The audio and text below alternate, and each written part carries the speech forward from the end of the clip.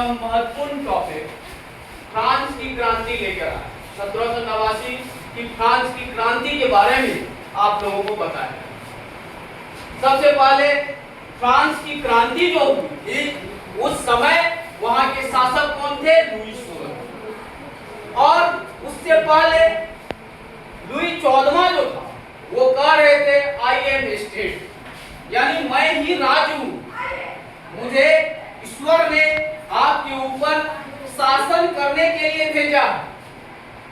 और जब लुई 16वां आया फ्रांस में तो उस समय क्रांति को और बढ़ गया। उसका कारण था कि वह एक निरंकुश शासक, वो कर लेना तो जानता था लेकिन जनता के लिए वो कुछ नहीं कर पाया।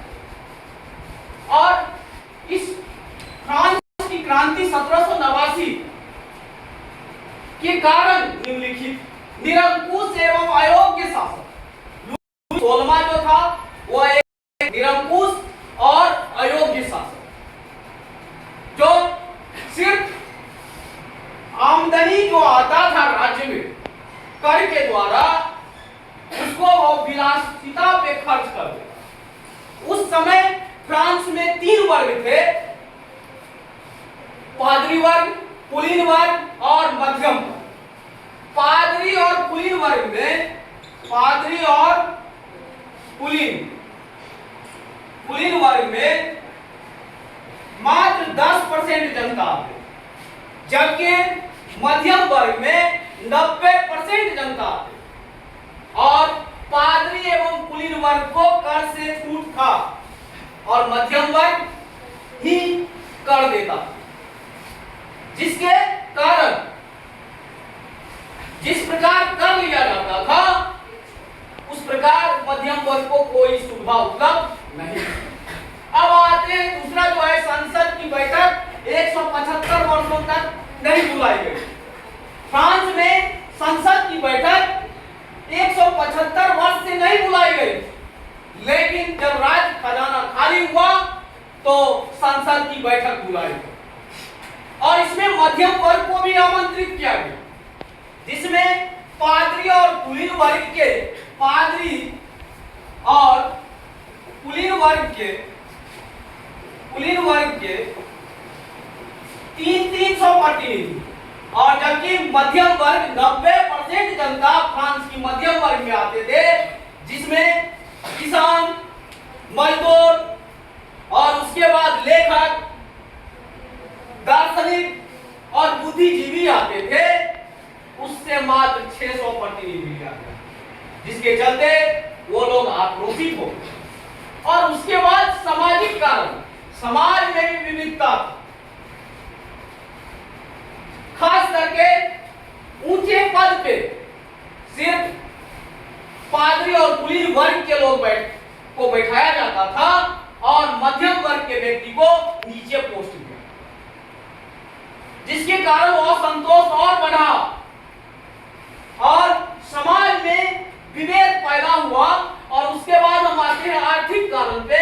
मध्यम वर्ग में राजनीतिक अधिकारों की प्रति सजगता, जब वहां पे रूसो जैसे विद्वान आए तो उसने सामाजिक संविदा और पे चर्चा किया, और बहुत ऐसे विद्वान थे जिसने बताया कि आप राजा की निरंकुशता को उजागर किया, बोला कि राजा के विरुद्ध आप आंदोलन कर। लुई 16वां एक अयोग्य शासक है, हर एक जनता में फैले। कृषकों और मजदूरों की दयनीय स्थिति थी। कृषकों की स्थिति ये थी कि 2 वक्त का भोजन नहीं मिल पाता था और मजदूरों को उचित वेतन नहीं मिलता। और उसके बाद हम आते हैं सैनिक कारण। सैनिक में भी असंतोष था। उसका कारण था कि अच्छे ढंग से उन्हें खाना पीना नहीं दिया जाता और दिन रात वो देश की सेवा करते थे और सही वेतन नहीं मिलता था काम के, जिससे सैनिक में भी असंतोष पैदा हुआ। और सैनिक में जब असंतोष पैदा हुआ तो ये भी सरकार के विरुद्ध खड़े हो गए। और उसके बाद लुई 16वां ने क्या किया? कर को बढ़ाने के लिए जब राजकोष खाली हो गया तो इसने पार्लियामेंट की बैठक बुलाई और उसमें मध्यम वर्ग के लोग भी आमंत्रित किए गए। लेकिन जब मध्यम वर्ग के लोगों ने कहा कि मुझे भी वोटिंग करने का अधिकार दिया जाए, जब 10% पादरी और कुलीन वर्ग के लोग हैं तो इन्हें 600 प्रतिनिधि है तो मेरा प्रतिनिधि भी 600 है, ये गलत है। मेरा प्रतिनिधि जब हम 90% हैं तो हमको भी प्रतिनिधि ज्यादा होना चाहिए और वोटिंग का अधिकार दिया जाए। तो लुई 16वां ने क्या कहा कि आपको वोटिंग का अधिकार नहीं मिलेगा। तो ये लोग क्या किए, पार्लियामेंट से बाहर चले गए और उन्होंने दूसरे जगह सभा करने की अनुमति मांगी, लेकिन उन्हें अनुमति नहीं मिला। तो इसने टेनिस कोर्ट में जाके सभा करने का निर्णय लिया और वहां फैल गया, एक अफवाह फैली कि लुई 16वां अपने सैनिक के द्वारा गिरफ्तार करने चाहते हैं आंदोलनकारी, वो गिरफ्तार करना चाह रहे हैं। उसके बाद संख्या और बढ़ा, आंदोलनकारी का संख्या और बढ़ा और जिसके चलते वहां टेनिस कोर्ट में एक शपथ लिया गया कि जब तक लुई 16वां के अधिकार को कम नहीं किया जाएगा और जब तक नया संविधान बनके तैयार नहीं होगा तब तक यह आंदोलन समाप्त रहेगा। उसके बाद बोस्टिल के कारागृह की ओर ये लोग कूच कर गए, चले वहां पे और खास करके मध्यम वर्ग और आंदोलनकारी को जो बंद किया गया था बोस्टिल के कारागृह में, उस गेट को तोड़ के आजाद करा, जिसके चलते फ्रांस में एक नई क्रांति आई और लुई 16वां के अधिकार को कम कर दिया गया और नया संविधान की रचना की गई। और इसके परिणाम पे चर्चा करते हैं। पुरातन व्यवस्था का अंत हो गया। पुरानी जो व्यवस्था थी, राजा के मरने के बाद उसके बड़े बेटे को राजा बनाया जा सकता है, इसको उसने समाप्त किया। धर्मनिरपेक्ष राज्य की स्थापना की गई और साथ ही जनतंत्र की स्थापना हुई।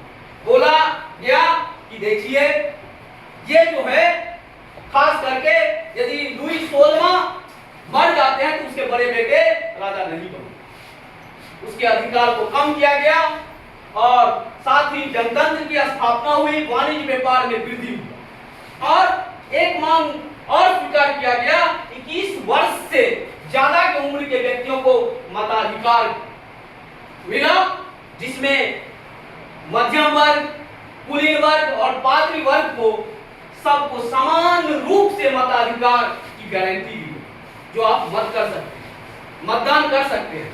और साथ ही यह भी कहा गया कि संपत्ति के अधिकार के अनुसार इसके साथ कोई भेदभाव नहीं किया जाए। दास प्रथा का उन्मूलन हुआ।